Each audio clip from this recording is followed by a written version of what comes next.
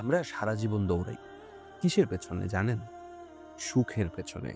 সুখ মাত্র ২ অক্ষরের শব্দ, কিন্তু এর গভীরতা মাপা সাধ্যের বাহিরে।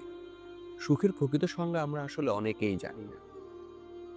আমরা ভাবি সুখ বুঝি খুব দামি কোনো শোরুমে সাজানো থাকে, যা কিন্তু অনেক টাকার প্রয়োজন।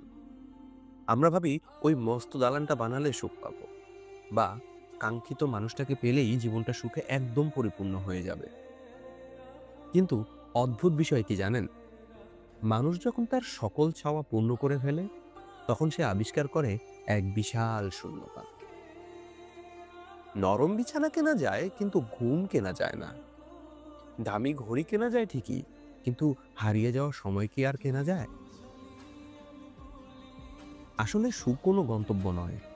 সুখ লুকিয়ে থাকে খুব ছোট ছোট তুচ্ছ জিনিসের আড়ালে, যা আমরা অবহেলায় এড়িয়ে যাই প্রায়ই।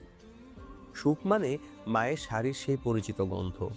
সুখ মানে বাবার কপালে চিন্তার ভাঁজ পড়ার আগেই তার হাতে উপার্জনের টাকা তুলে দেওয়া। সুখ মানে অনেক বছর পর পুরনো বন্ধুর সাথে দেখা হলে সেই প্রাণ খোলা হাসি। কখনো কি ভেবেছেন হাসপাতালের আইসিইউর দরজার সামনে দাঁড়িয়ে থাকা মানুষটার কাছে সুখের সংজ্ঞা কি হতে পারে? তার কাছে সুখের মানে প্রিয় মানুষটার বুক আরেকটু নড়ে চড়ে উঠুক, আরেকবার নিঃশ্বাস নিক। যে মানুষটা ৩ দিন না খেয়ে ফুটপাতে শুয়ে আছে, তার কাছে এক মুঠো গরম ভাতই হলো পৃথিবীর শ্রেষ্ঠ সুখ।